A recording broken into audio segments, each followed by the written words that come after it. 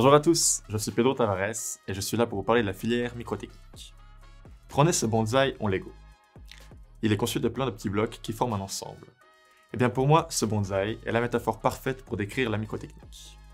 La microtechnique, une formation aux matières diverses et variées.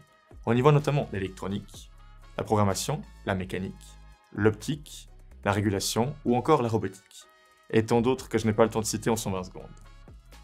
Chacune de ces matières constitue un bloc qui va constituer un ensemble harmonieux.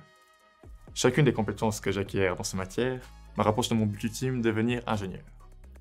Mais plus concrètement, qu'est-ce qu'on fait à la HGVD? En électronique, on apprend à lire et à visualiser ses points. En mécanique, on apprend à dimensionner des plans et des pièces, pour des cahiers des charges pour des clients. En programmation, ce sera plutôt orienté machine, sur C ou Python. En optique, ce sera dimensionner des instruments de mesure, tels que des télescopes et des microscopes, et leur analyse. Enfin, en robotique, ce sera la programmation de bras robotisés, dans des applications industrielles et comprendre leur fonctionnement. J'aime bien aussi dire que l'ingénieur en microtechnique est un peu une colle. Comment dire? Prenons un exemple.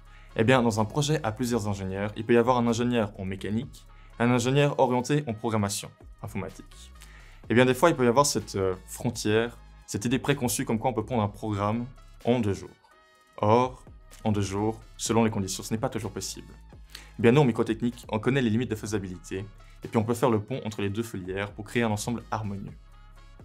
Plus tard, l'élève devenu ingénieur pourra espérer devenir ingénieur dans plein de domaines différents, tels que l'aéronautique, le médical, l'horlogerie, l'industrie ou encore l'automation.